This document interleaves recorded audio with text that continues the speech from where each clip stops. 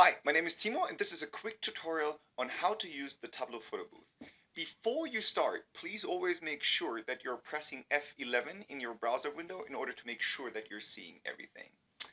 Okay, then it takes you 3 steps until you're done with it. The first step is really taking a picture of yourself. So just look into the camera, smile, and click the click here button, and then you're seeing a small image of yourself up here. And that's the second step, which is really just filling out like the form of all the questions the people who are offering you with the application are asking yourself. So let me add myself to London, so to the United Kingdom, and I'm already using Tableau and I'm submitting myself to the application.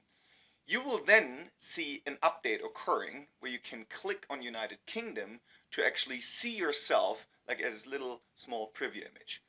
And you can also see that currently there are 4 other guests who also use that application in your context.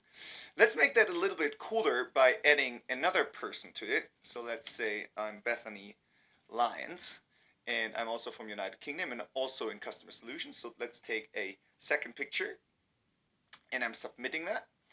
And now I'm seeing that this number changed. I can also click on United Kingdom again, and now I can toggle around.